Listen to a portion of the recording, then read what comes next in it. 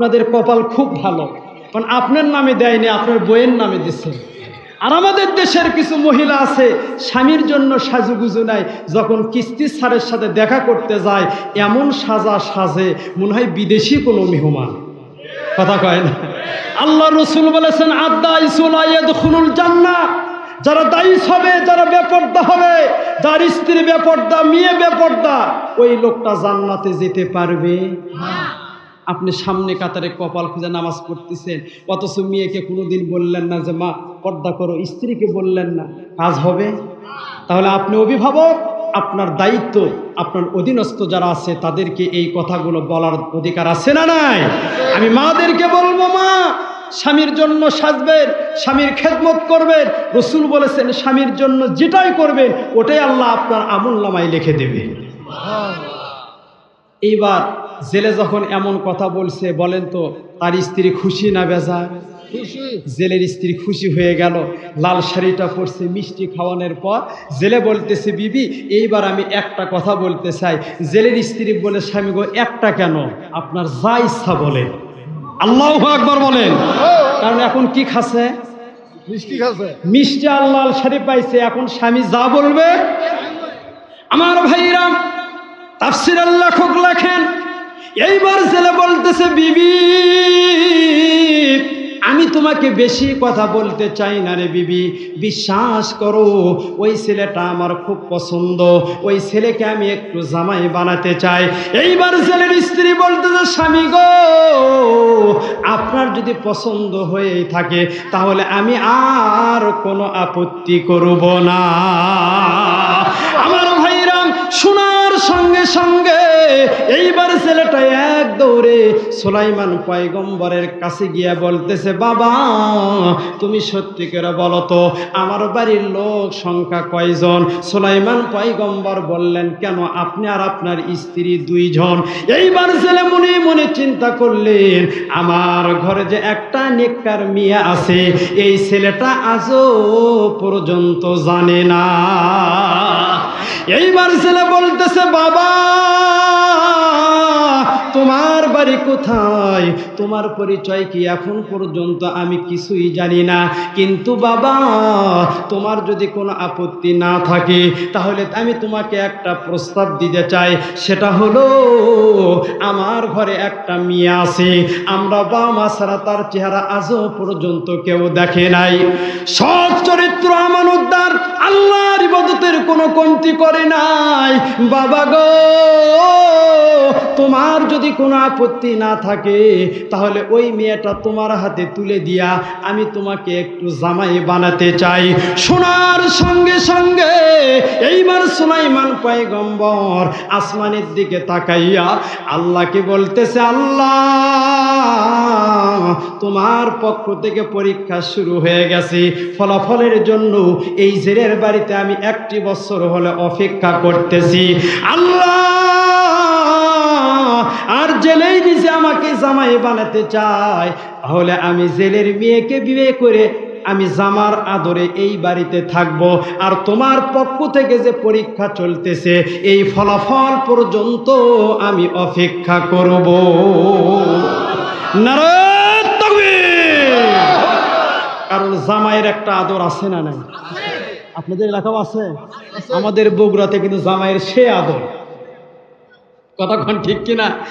এইবার সুলাইমান পয়গম্বর বলতেছে আল্লাহ আপনার পক্ষ থেকে পরীক্ষা শুরু হয়ে গেছে, ফলাফল পর্যন্ত অপেক্ষা করব, আর জামার আদরে এই জেলের বাড়িতে থাকব। এখন বলেন তো সুলাইমান পয়গম্বরও রাজি, জেলেও রাজি, এই বিবাহ থেকে আর কোনো সমস্যা আছে? আরো জোরে বলেন। সুলাইমান পয়গম্বর রাজি হয়ে গেলেন, জেলে তার মেয়ের সাথে বিবাহ বন্ধনে আবদ্ধ করে দিলেন। এতক্ষণ পর্যন্ত আমি আপনাদেরকে বিবাহের ওয়াজ শোনাইলাম, এদেরই বিবাহ হইল, কিন্তু এখনো ফুলসজ্জার রাত হয় নাই। দেখি আপনারা আমার আলোচনাটা কেমন বুঝতেছেন।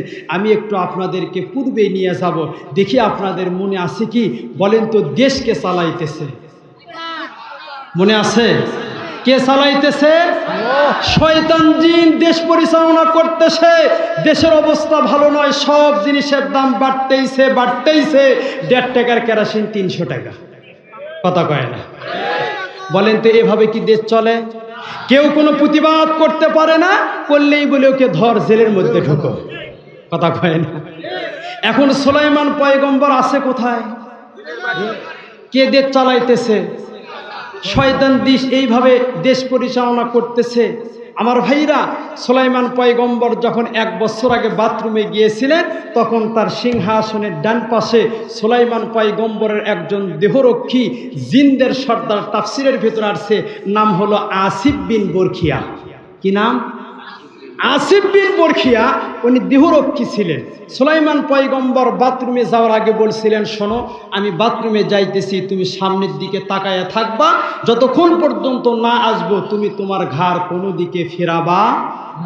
এইবার আসিফ বিন বরখিয়া মনে মনে চিন্তা করলেন, ব্যাপারটা বুঝলাম না, সুলাইমান পয়গম্বরের বাথরুম কি 1 বছর লাগে?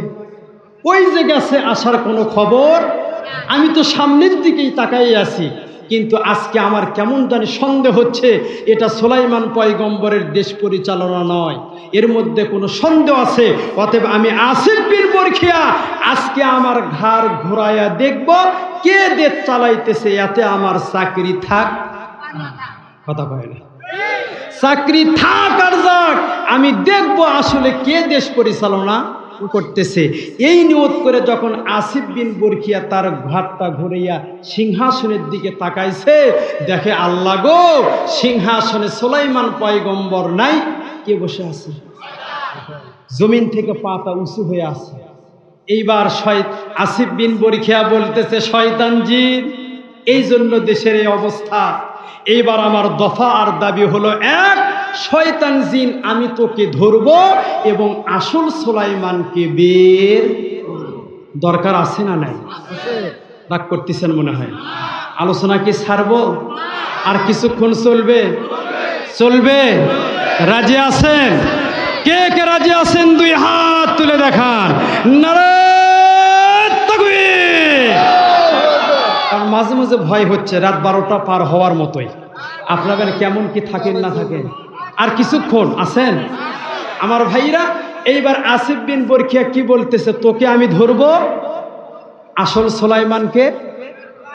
শয়তান জিন বলতেছে, চিল্লায় লাভ নাই, আমারও কিন্তু ক্ষমতা কম নয়, আমার হাতে কি আছে? কথা কয় না। সুলাইমান পয়গম্বরের মুজিজার আংটি আছে, ক্ষমতাও আছে, তুমি চাইলেই আমার কোনো ক্ষতি করতে পারবা না। আসিফ বিন বরখিয়া বলতেছে, শোনো, আমি হলাম সুলাইমান পয়গম্বরের দেহরক্ষী, আমি হলাম জিনদের সর্দার, আমি ইসমে আজম জানি, আমারও কিন্তু ক্ষমতা কম নয়, আমি যদি তোমাকে ধরি তাহলে খবর। আমার ভাইরা, এইবার শয়তান জিন বলতেছে, পারবি না, আমার হাতে সুলাইমান পয়গম্বরের মুজিজার আংটি আছে, চাইলেই আমাকে ধরতে পারবি না। আসিফ বিন বরখিয়া বলতেছে, আমারও তুই কিছুই করতে পারবি না, আমি তোকে ধরব। আমার ভাইরা, এইবার আসিফ বিন বরখিয়া বলতেছে, আমি তোকে ধরব, ধর। শয়তান জিন বলতেছে, আমও তোকে ছাড় দেব না, আমও তোকে ধরব, ধর। শয়তান জিনও বলতেছে ধর, আসিফ বিন বরখিয়াও বলতেছে ধর। রাজ্যের লোকেরা কিছুই জানে না, শুধু রাজ্যের মধ্যে একটাই শব্দ ভারী খায়, ধর আর ধর। বোঝেন নাই কথা? আপনাদের এই এলাকায় কি পকেট মার পাওয়া যায়? আমাদের বগুড়াতে হাট বাজারে এখনো অনেক পকেট মার আছে, নাই না? হ্যাঁ, দেখবেন যাই পকেট মারতেছে তাই কয় ধর, যার মারতেছে তাই কয় ধর। খালি হাতের মধ্যে ধর ধর শব্দ, আসল পকেট মার খুঁজে পাওয়া। রাজ্যের লোকেরা চিন্তা করলো, এই মুখ থেকেও আসে ধর শব্দ, ওই দিক থেকেও আসছে ধর শব্দ, কারণটা কি? কারণ এর আসল ব্যাখ্যা তো রাজ্যের লোকেরা এখন পর্যন্ত কিছুই জানে না। আমার ভাইরা, এইবার শয়তান জিনের কানে কানে কে যেন বলতেছে, এ শয়তান জিন, তুই যতই চেষ্টা কর না কেন আসিফ বিন বরখিয়ার হাত থেকে বাঁচতে পারবি না। শোন, যদি তুই বাঁচতে চাস তাহলে এই মুহূর্তে রাজ্যের থেকে পালাইয়া যা। আমার ভাইরা, এইবার শয়তান জিন দৌড়ায়, আসিফ বিন বরখিয়া তাকে ধরার জন্য পিছনে দৌড়ায়। শয়তান জিন দৌড়ায়, আসিফ বিন বরখিয়াও ধরার জন্য পিছনে দৌড়ায়। আমার ভাইরা, এইবার কে যেন শয়তান জিনের কানে কানে বলতেছে, এ শয়তান জিন, তুই যতই দৌড়াস না কেন আসিফ বিন বরখিয়ার হাত থেকে বাঁচতে পারবি না, কারণ তোর হাতে এখনো মুজিজার আংটি আছে। শোন আসিফ বিন বরখিয়া যদি তোকে ধরে তাহলে খবর আছে। অতএব শোন, আসিফ বিন বরখিয়ার হাত থেকে যদি বাঁচতে চাস তাহলে হাতের আংটিটা খুলে নদীর মধ্যে ফেলে দে। কোথায় ফেলে দে? নদীর মধ্যে। ফেলে দিলেই তোর ক্ষমতা থাকবে না, তুই দৌড়ে পালাইতে পারবি, কিন্তু আংটি থাকলে কিন্তু তোকে শয়তান মনে মনে চিন্তা করলো, যদি আংটি খুলেই বাঁচা যায় তাহলে আমি আংটি খুলবো, কারণ ধরলে খবর আছে। কতক্ষণ ঠিক কিনা?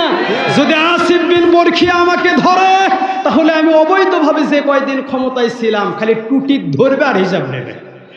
কথা কয় না? অতএব আমার আর ক্ষমতার দরকার নাই, আংটি খুলে নদীর মধ্যে ফেলে দিলেই যদি শয়তান জিন আংটিটা নদীর মধ্যে খুলে ফেলে দিল, আমার আল্লাহ ওই নদীর সবচাইতে বড় মাছ, সেই মাছকে অর্ডার করলো, শোনো আমার সুলাইমান পয়গম্বরের মুজিজার আংটি শয়তান নদীর মধ্যে ফেলে দিয়েছে, তুমি খাদ্য মনে করে আংটিটা গিলে ফেলো। আল্লাহু আকবার বলেন। এখন আমি আপনাদের কাছে বলতে চাই, বলেন তো আংটি কোথায়? আংটি যার কাছে ক্ষমতা, তাহলে মাছের পেটের মধ্যে আংটি, বলেন তো এই মাছের ক্ষমতা আছে না নাই? এই মাছ যেদিকে যায় নদীর সব মাছ, কথা কন ঠিক কিনা? আরে ভাই আমরা তো দেখেছি এটা আদি নেতা, পাতি নেতা, ছাতি নেতাও চা খাবার গেলে তার পাশে তার 20টা পেদা থাকে। কথা কন ঠিক কিনা? ক্ষমতার জোরে। তাহলে মাছের পেটের মধ্যে আংটি, ওই মাছের ক্ষমতা কম না বেশি? ওই মাছ যেদিকে যায় নদীর সব মাছ ওই দিকেই যায়। এখন আমি আপনাদের কাছে আবার নিয়ে যাব, বলেন তো বিবাহ হয়েছে, বাসর হয় নাই? এইবার জেলে বলতেছে, বাবা চলো আমরা একটু নদী, সুলাইমান পয়গম্বরকে বলতেছে আমরা একটু নদীর থেকে মাছ শিকার করে আসি। সুলাইমান আলাইহিস সালাম আর জেলে জাল নিয়ে মাছ শিকার করার জন্য নদীর দিকে যাইতেছে, আর আমার আল্লাহ ওই মাছকে অর্ডার করলো, শোনো আমার সুলাইমান মাছ মারার জন্য যে জায়গায় জাল ফেলবে ওই জালের মধ্যে তুমি আটকিয়ে যাবে। কুদরত টাকার আল্লাহ রাব্বুল আলামিন বলেন, ওয়া মাকারু ওয়া মাকারাল্লাহ ওয়াল্লাহু খায়রুল মাকিরিন। আমার ভাইরা, এইবার সুলাইমান আলাইহিস সালাতু ওয়াস সালাম জেলেকে সাথে করে নিয়ে মাছ মারার জন্য নদীতে চলে গেলেন। যেই জায়গায় মাছ মারার জন্য জালটা ফেললেন, এইবার যেই মাছের পেটের মধ্যে আংটি, ওই মাছটা যদি জালের মধ্যে আটকে যায়, আপনারা বলেন তো বাকি মাছ হ্যাঁ সব মাছ? তাফসীরের লেখক লেখেন, সেই দিন সুলাইমান পয়গম্বর আর জেলে ৭০ থেকে ৭২ নৌকা মাছ তারা শিকার করেছিল।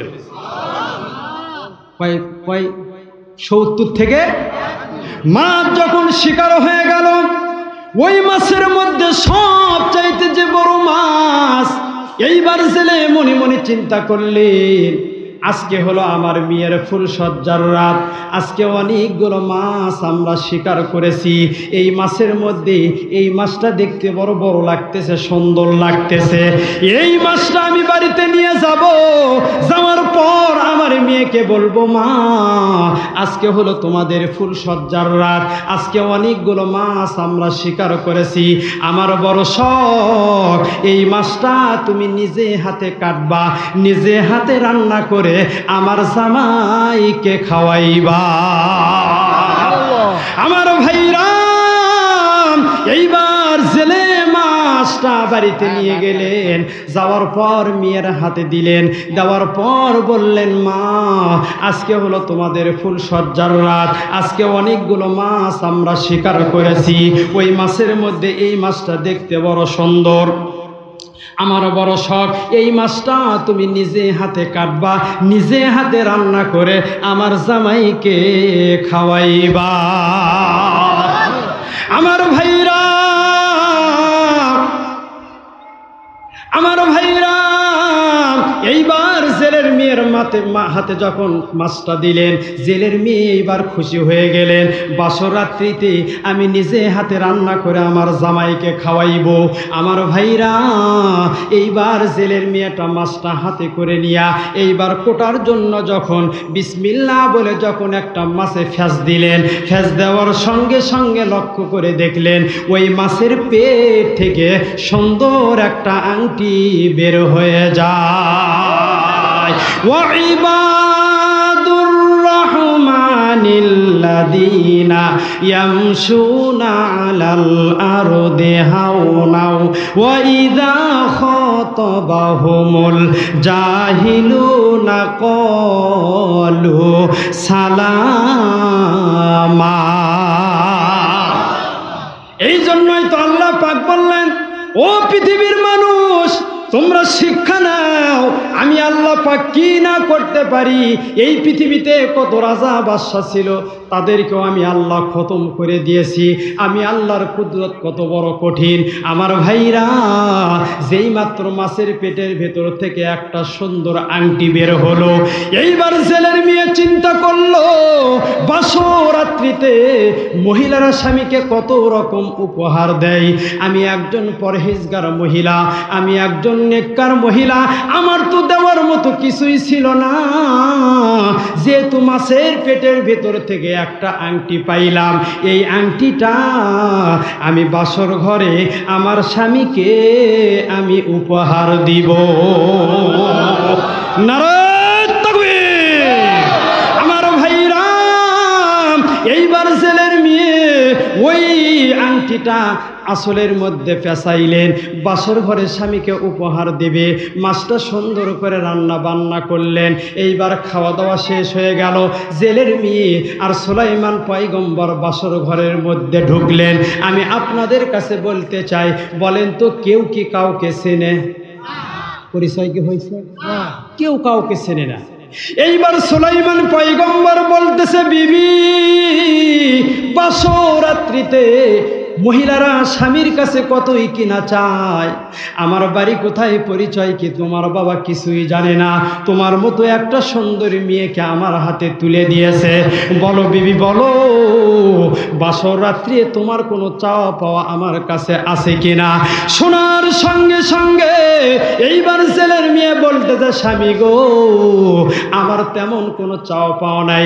আমার সব চাইতে একটা বড় চাওয়া ছিল, আমি একটা ছেলেকে 1 বছর হলে ভালোবাসি। কয় বছর? শোনার সঙ্গে সঙ্গে সুলাইমান পয়গম্বর বলতেছে, বিবি, তোমার কথার সাথে তোমার বাপের কথার মিল কথা কোন ঠিক কিনা? তোমার বাবা যখন আমার সাথে বিয়ে দিয়েছে তখন বলছে তোমার চেহারা বাবা মা ছাড়া কেউ কথা কয় না।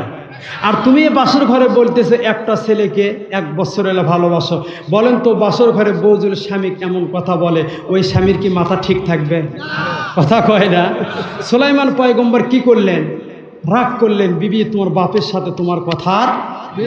এইবার জেলের মেয়ে বলতে তো, স্বামী গো, শুধু 1 বছর হলেই ভালোবাসি না, আমি তার জন্য সব সময় দোয়া করেছি, যতদিন পর্যন্ত ওই লোকটা আমার স্বামী না হবে ততদিন পর্যন্ত যেন আজরাইল আমার বাড়িতে পাঠায়ও না।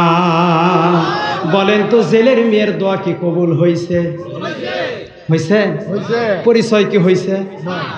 সুলাইমান পয়গম্বর আরো রাগ করলেন যে 1 বছর তো ভালোবাসে, তার জন্য আবার কি করছে? এইবার জেলের মেয়ে বলতে, স্বামী গো, শুধু দোয়াই করি নাই, বাসর ঘরে আসার আগেও তার জন্য দোয়া করেছি।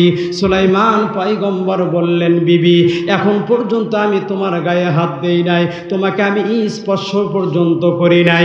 বিবি, বলো বলো, কোন ছেলেকে তুমি 1 বছর হলে ভালোবাসো, তার জন্য সব সময় দোয়া করো, আমি নিজে গিয়া তার হাতে আমি তোমাকে উঠায়া দিব। এইবার ছেলের মেয়ে বলতেছে, স্বামী গো, ভুল বুঝবেন না, ওই খোদার শপথ করে বলতেছি, আমার চেহারাটা আমার বাবা মা ছাড়া কেউ দেখে নাই। যদি ওই ছেলেটাকে আমি 1 বছর হলে ভালোবেসেছি, তার জন্য দোয়া করেছি, স্বামী গো যদি ওই ছেলেকে আমি স্বামী হিসেবে পাই নাই, আমার বাবা আপনার সাথে আমাকে বিবাহ দিয়েছে, আমি আজকের থেকে মনে করব ওই ছেলেটাই হলো আপনি। নারায়ে তাকবীর। এইবার সুলাইমান পয়গম্বরে কি করলেন? হ্যাঁ, যে না হয় বিয়ের আগে তো অনেক কিছুই। আমার ভাইরা, এইবার জেলের মিয়া বলতেছে, স্বামী গো বাসরাত্রিতে মহিলারা স্বামীকে কত রকম উপহার দেয়, আমার তো দেওয়ার মতো তেমন কিছু নাই, ছোট্ট একটা উপহার আমি আপনার জন্য বাসর ঘরে এনেছি। স্বামী গো সেই উপহারটা আমি আপনাকে দিব, তবে শর্ত হলো আপনার চোখ বন্ধ করতে হবে। সুলাইমান পয়গম্বর খুশি হয়ে গেলেন, বসরাত্রিতে আমার স্ত্রী আমাকে কি যেন উপহার দেবে।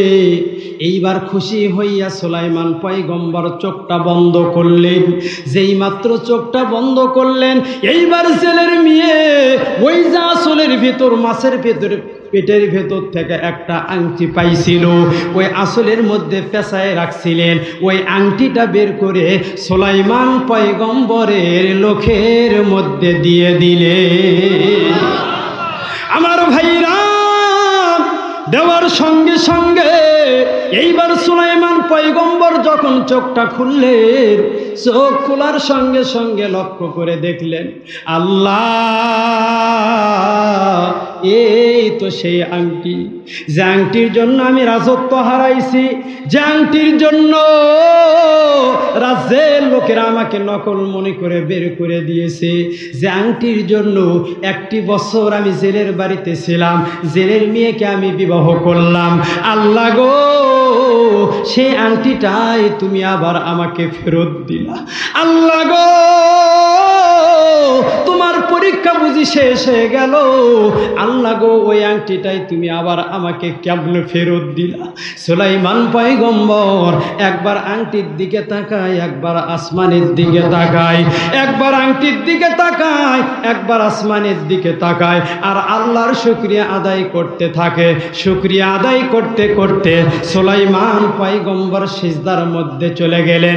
সিজদার মধ্যে গিয়া সুলাইমান পয়গম্বর কাঁদতে কাঁদতে সিজদার মধ্যে বেহুশ হয়ে পড়ে গেলেন।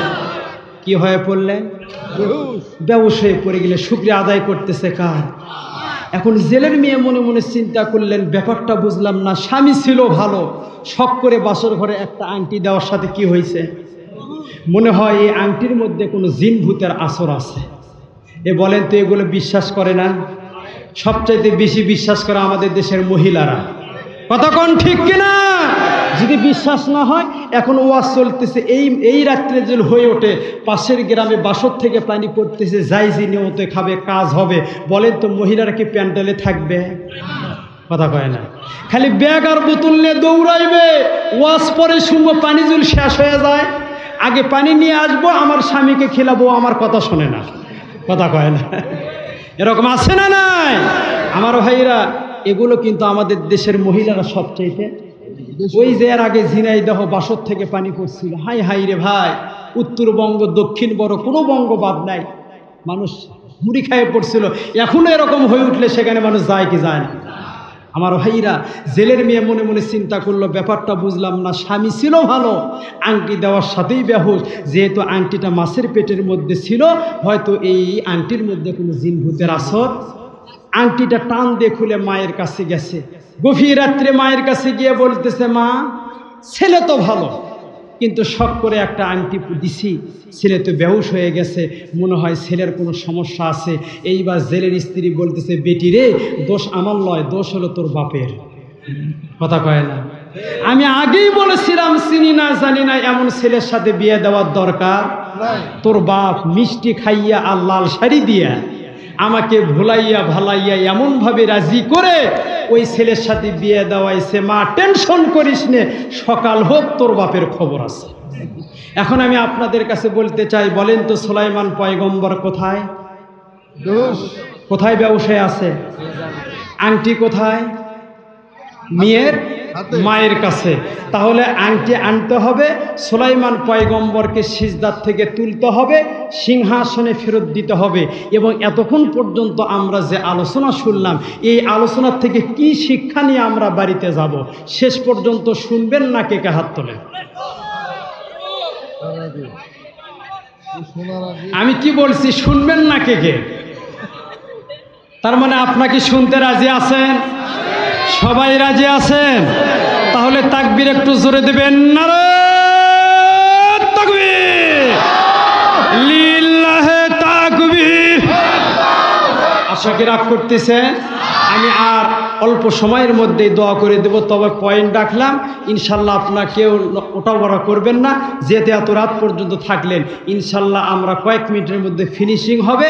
ফিনিশিং ডে আমি মুসাফির, ইনশাল্লাহ দোয়া করে এখান থেকে বিদায় হব ইনশাআল্লাহ। এখন আসেন, বলবো সুলাইমান পয়গম্বর কোথায়? সিজদার মধ্যে বেহুশ হয়ে পড়ে আছে। আংটি কোথায়? শাশুড়ির কাছে। সংক্ষেপ করে বলতেছি, লম্বা ঘটনা, একটু মনোযোগ দেন। এইবার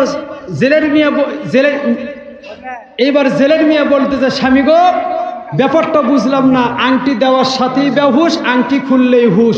আপনি সত্যি করে বলেন তো, এই আংটির সাথে আপনার সম্পর্ক কি?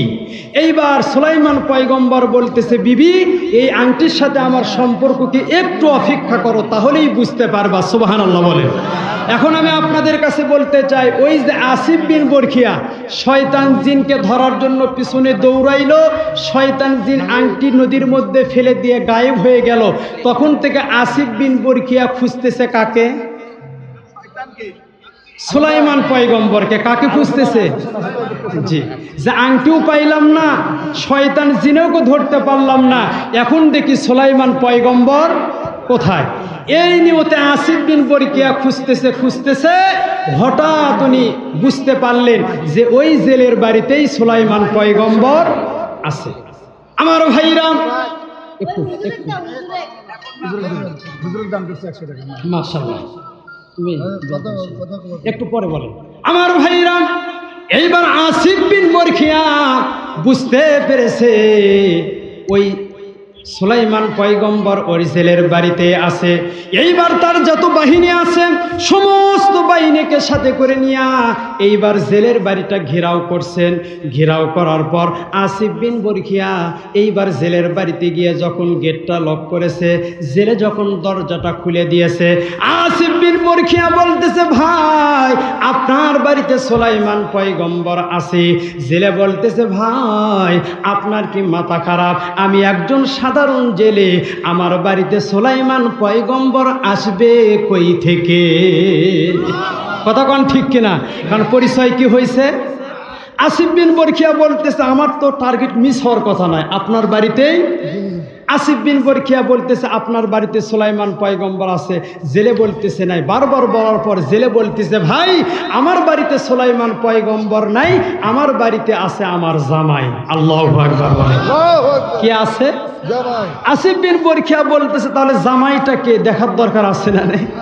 আমার ভাইরা, সংক্ষিপ্ত করে বলতেছি, এইবার আসিফ বিন বরখিয়া যখন ঘরের মধ্যে প্রবেশ করলেন, লক্ষ্য করে দেখলেন সুলাইমান পয়গম্বর সিজদার মধ্যে পড়ে আছে।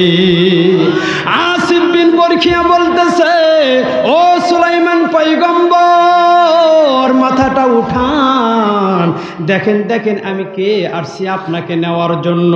এইবার সুলাইমান পয়গম্বর যখন সিজদার থেকে মাথাটা উঠাইলেন, আসিফ বিন বরখিয়া বলতেছে, দেখেন তো আপনি কি আমাকে চিনতে পারেন? সুলাইমান পয়গম্বর বললেন, হ্যাঁ, আমি তোমাকে চিনতে পেরেছি, তুমি ওই আমার দেহ রক্ষে আসিফ বিন বরখিয়া। তুমি কেমনি আসলা, কেমনি বুঝলা আমি এই জেলের বাড়িতে আসি? আসিফ বিন বরখিয়া বলতেছে, ও সুলাইমান পয়গম্বর, আমি আপনার বাড়িতে আসছি, কিন্তু দুঃখজনক হলো একটা কথা যে আংটিকে কেন্দ্র করে আপনার পরীক্ষা চলতেছে, সে আংটিটা আমি উদ্ধার করতে পারি নাই। ওই শয়তান জিন আংটিটা কোথায় যেন ফেলে দিয়ে গায়েব হয়ে গেল। আংটি উপায় নাই, শয়তান জিনকেও ধরতে পারি নাই। বলার সঙ্গে সঙ্গে সুলাইমান পয়গম্বর বলতেছে, ও আসিফ বিন বরখিয়া, তুমি আংটি উপায় নাই, শয়তান জিনকে উপায় নাই, কিন্তু আমার কেমন জানি মনে হয় এই আংটিটাই এই বাড়িতেই আছে। নারায়ে তাকবীর। ওই আংটিটা এই বাড়িতেই। আসিফ বিন বরখিয়া বলতেছে, তাহলে আপনি একটু চোখটা বন্ধ করে দেখেন তো আংটিটা কার কাছে আছে। সংক্ষিপ্ত সুলাইমান পয়গম্বর এইবার কিছুক্ষণ চোখটা বন্ধ করে বলতেছে, আসিফ বিন বরখিয়া, মনে পড়ছে আমি জেলের মেয়েকে বিয়ে করেছি, আমার মনে হচ্ছে ওই রকম একটা আংটি বাসর ঘর থেকে আমার হাতের মধ্যে দেওয়ার সঙ্গে আমার হুঁশ থাকে না, বেহুশ হয়ে পড়ি, আংটি খুললেই হুঁশ হয়। আমার মনে হচ্ছে ওই আংটিটা আমার ওই স্ত্রীর কাছেই। আসিফ বিন বরখিয়া তাহলে ডাক দেন। এবার আসিফ বিন বরখিয়ার কথা শুনে যখন জেলের মেয়েকে হাজির করা হলো, আসিফ বিন বরখিয়া বলতেছে, তোমার কাছে নাকি সুলাইমান পয়গম্বরের আংটি আছে। জেলের মেয়ে বলতেছে, আপনার কি মাথা খারাপ? আমি একজন সাধারণ জেলের মেয়ে, আমার কাছে আংটি আসবে কই থেকে? এইবার আসিফ বিন বরখিয়া বলতেছে, আসবে মানে যার আংটি তাই তো বললো। সুবহানাল্লাহ বলেন। যার আংটি বললো, কারণ বলতেছে, তুমি কি জানো নাই যার আংটি মানে ওই আংটিটা ছিল সুলাইমান পয়গম্বরের, আর তোমার সামনে যে লোকটা দাঁড়িয়ে আছে যার সাথে তোমার বিবাহ হয়েছে ওই লোকটা আর কেউ নয়, ওই লোকটাই ছিল এই দেশের প্রেসিডেন্ট বাদশাহ। শোনার সঙ্গে সঙ্গে জেলের মেয়ে বলতেছে, আপনি কি সুলাইমান পয়গম্বর? বলতেছে, হ্যাঁ। এইবার জেলের মেয়ে বলতেছে, ও সুলাইমান পয়গম্বর, আপনি কি আমাকে চিনতে পেরেছেন? আমি হলাম সেই মেয়ে। এখন আপনারা বলেন তো কোন মেয়ে? এই তো। গুণ লাগবে কয়টা? আরো জোরে বলেন। মেয়ের মধ্যে ছিল কয়টা? এইবার জেলের মেয়ে বলতেছে, ও সুলাইমান পয়গম্বর, আমি হলাম সেই মেয়ে। 1 বছর আগে আপনি বলেছিলেন যেই মেয়ের মধ্যে 4টি গুণ থাকবে তাকে বিবাহ করবেন। ওই সিটির মধ্যে একটা সিটি ছিল, একটা জেলের মেয়ে আপনাকে বিয়ের প্রস্তাব দিয়েছিল, সেই মেয়ের গুণ ছিল 3টা। শোনার সঙ্গে সঙ্গে সুলাইমান পয়গম্বর বলতেছেন, বিবি, ওই সিটি পড়ার সঙ্গে সঙ্গে আমি একটু রাগ করেছিলাম, যার কারণে আমার মনে হয় আমার আল্লাহ 1টি বছর আমার পরীক্ষা নিল। এইবার জেলের মেয়ে বলতেছে, স্বামী গো, বাসরাত্রিতে আমি আপনাকে 3টা কথা বলেছিলাম। 1 নাম্বার হলো, একটা ছেলেকে আমি 1 বছর হলে ভালোবাসি, তার জন্য সব সময় দোয়া করি। 3 নাম্বার, বাসর ঘরে আসার আগেও তার জন্য দোয়া করেছি। স্বামী গো, ওই ছেলেটা আর কেউ ছিল না, ওই ছেলেটাই ছিলেন আপনি, সুলাইমান পয়গম্বর। নারায়ে তাকবীর। সুলাইমান পয়গম্বর বললেন, তাহলে তো হয়েই গেল, তাহলে এখন তো আমি স্ত্রীও পাইলাম, আংটিও পাইলাম, এখন আমার সিংহাসনে যেতে আর কোনো সমস্যা নয়। আসিফ বিন বরখিয়া বলতেছেন, চলেন এখন আমরা সিংহাসনে যাই। সুলাইমান পয়গম্বর বললেন, আসিফ বিন বরখিয়া রে, যেই মেয়েকে কেন্দ্র করে আল্লাহ আমাকে 1টি বছর পরীক্ষা নিল, কিন্তু একটি কথা হলো, 1টা বছর আল্লাহ আমার পরীক্ষা নিয়েছে, আমি আল্লাহর প্রতি কোনো মন খারাপ ধৈর্য ধরেছিলাম। আল্লাহ নিজেই বলেছেন, ইয়া আইয়ুহাল্লাযীনা আমানুস্তাঈনু বিস-সাবরি ওয়াস-সালাহ ইন্নাল্লাহা মা'আস-সাবিরিন। বান্দা যখন বিপদ আপদ বালা মুসিবতে পড়ে যাবে, 2টা মাধ্যমে সাহায্য চাইবে। 1 নাম্বার হলো ধৈর্য, 2 নাম্বার হলো নামাজ। আল্লাহু আকবার বলেন। আসিফ বিন বরখিয়া, ধৈর্যের ফলাফল আছে। আমি আল্লাহর ওপর মন খারাপ করি নাই, কিন্তু আমাদের মধ্যে অনেক লোক আছে, আমরা আল্লাহকে পর্যন্তও গালি দেই যে আল্লাহকে আমাকে চোখে দেখে না, আমার এত অভাব কে? কথা কোন ঠিক কিনা? আমার এত বিপদ কেন? আমার ভাইরা, নবী পয়গম্বরদেরকেও আল্লাহ মাঝে মধ্যে কি করছেন, এরকম বিপদে ফেলে আল্লাহ পরীক্ষা নিয়েছেন। তারা অধৈর্য হয় না, ইস্তিকামাত থেকেছে, যার কারণে আল্লাহ পাক তাদের সম্মান মর্যাদা আবার ফিরাইয়া দিয়েছে। আল্লাহু আকবার বলেন। আসিফ বিন বরখিয়া, যেই জেলের মেয়েকে কেন্দ্র করে এত কিছু হয়ে গেল, ওই মেয়েকে ছাড়া আমি সুলাইমান পয়গম্বর সিংহাসনে যাব না। আমার ভাইরা, এইবার আসিফ বিন বরখিয়া জেলের মেয়ে আর সুলাইমান পয়গম্বর সিংহাসনের দিকে যাইতেছে। মাঝখানে আরও ঘটনা, এক সময় শয়তান জিল ছিল না, সুলাইমান পয়গম্বর ছিল না, কে দিয়ে চালাইতেছিল বলতে গিয়ে অনেক সময় লাগবে। তবে আপনাদের একটা পয়েন্ট মতো রাখলাম, সেটা হলো পৃথিবীর যেটা কেউ করতে পারে না সেটা পারে কে? বিশ্বাস হয়? অতএব মাথা যদি নত করতে হয়, গোলামি যদি করতে হয়, ওই রবেরই করতে হবে। কথা কোন ঠিক কিনা? তাহলে মাথা যদি নত করতে হয়, সিজদা যদি দেওয়া হয়, হুকুম যদি মানতে হয়, ইন্নাল্লাযীনা ক্বালু রাব্বুনাল্লাহ সুম্মা ইসতাকামু তাতানাজ্জালু আলাইহিমুল মালায়েকা আল্লা তাখাফু ওয়া লা তাহজানু ওয়া আবশিরু বিল জান্নাতিল্লাতী কুনতুম তুআদুন। আল্লাহ পাক বলেন, নিশ্চয় যারা ইন্নাল্লাযীনা ক্বালু রাব্বুনাল্লাহ, আমি রবকে রব বলে যারা স্বীকার করবে এবং তার উপর ইস্তিকামাত থাকবে, আমি আল্লাহ পাক তাদেরকে ওয়া আবশিরু বিল জান্নাহ, আমি আল্লাহ পাক তাদেরকে জান্নাতের সুসংবাদ দিয়ে দিলাম। আল্লাহু আকবার বলেন। তাহলে বন্ধু কয়জন মনে আছে? এক নাম্বার হলো আল্লাহ। আল্লাহকে বন্ধুরূপে পাইতে হলে ঈমান আনতে হবে। 2 নাম্বার হলো অহংকার মুক্ত জীবনযাপন করতে হবে। 3 নাম্বার কথা হলো দুনিয়াতে চলতে ফিরতে গিয়ে আল্লাহ ঈমানদার হতে গেলে কিছু বালা মুসিবত বিপদ আপদ আসবে, অধৈর্য হওয়া যাবে।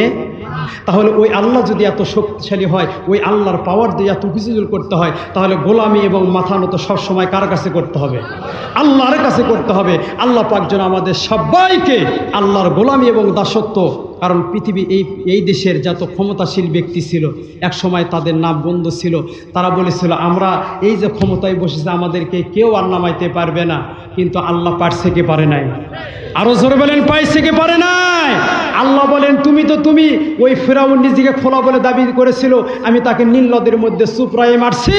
নমরুদকে আমি আল্লাহ পাক মশার কামড় দিয়ে সাইজ করছি, আর তুমি ক্ষমতার মসনদে বসে বলতেছো আমি একমাত্র, আর কেউ নাই। হবে না, আমি আল্লাহ, সে আল্লাহ আজও আছি।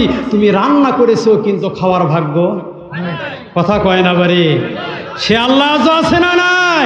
ও আল্লাহ যদি সব করতে পারে, তাহলে সে আল্লাহর গোলামি করেই আমরা মৃত্যুবরণ করতে চাই। কথা বলেন ঠিক কিনা? আল্লাহ পাক যেন আমাদের সবাইকে সে তৌফিক দান করে। সবাই বলেন আমিন।